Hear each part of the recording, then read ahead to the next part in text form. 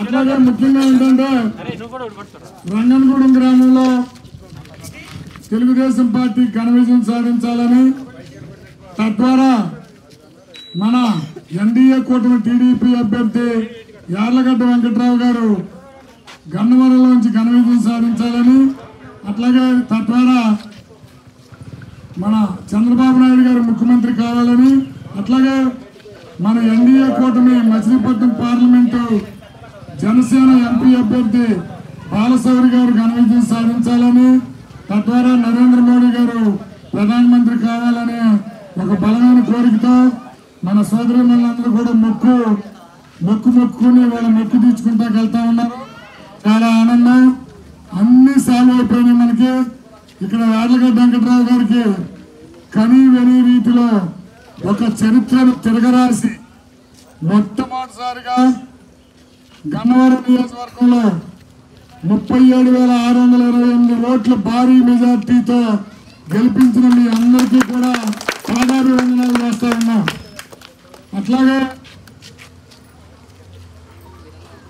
రంగనగూడెం గడ్డ అంటే తెలుగుదేశం గడ్డ అని ఒక 1983 నుంచి 2024 వరకు అంటే 83, 85, 89, 94, 99, 2004, 2009, 2014, 2019, 2024 10 సార్లు అయింది. ఇప్పుడు లెక్కెడితే ఈ 10 సార్లు పైన ప్రభుత్వం వచ్చినా రాకపోయినా అభ్యర్థి మామూలుగా అయితే అభ్యర్థి గెలిచినా గెలవకపోయినా ఒక్కోసారి ఇది 89లో కానీ 2004లో కానీ రంగనగూడెంలో మాత్రం కంటిన్యూగా 83 నుంచి 2024 వరకు జరిగిన 10 శాసనసభ అసెంబ్లీ ఎన్నికల్లో తెలుగుదేశం పార్టీకి మెజార్టీ వచ్చినందుకు మీ అందరికీ కూడా 1000 నమస్కారాలు చేస్తా ఉన్నాం.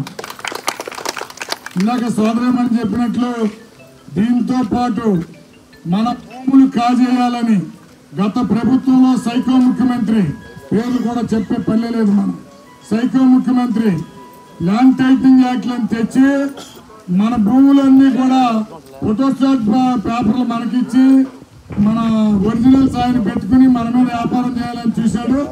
ఆ ల్యాండ్ టైటిలింగ్ యాక్ట్ ని 2వ సంతకం పెట్టి రద్దు చేసిన ముఖ్యమంత్రి చంద్రబాబు నాయుడు గారికి ప్రత్యేకమైన కృతజ్ఞతలు తెలియజేస్తా ఉన్నాం. అట్లాగే ఇచ్చిన 5 హామీలు